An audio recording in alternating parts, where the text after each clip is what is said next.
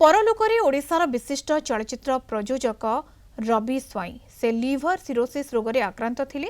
भुवनेश्वर एक घरोई हस्पिटाल चिकित्सित होते। आज तांकर परलोकरे सिनेमा जगत में बड़ शून्य स्थान सृष्टि होइछि।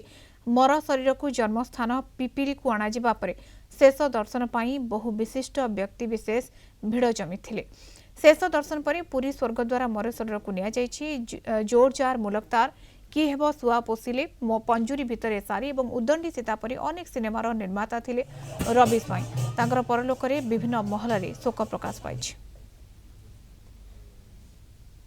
हॉस्पिटल एडमिशन होते डिसेम्बर मसरे लिवर सिरोसिस होता हठात जंडिस है 25 तारिख हॉस्पिटल एडमिशन करूँ डॉक्टर बहुत लगला आज देहांत है कथा पालन करा पड़ू कथा जो कथा अमान्य हो बहुत असुविधा ये परिवार भी जो कथार अवज्ञा कर समस्ते असुविधा भोगिकी सालिश कर प्रशासन दायित्व बहुत भल था से प्रशासन आम हाथ में रही पार से आम पिपिली अंचल जड़े प्रतिष्ठित व्यक्तित्व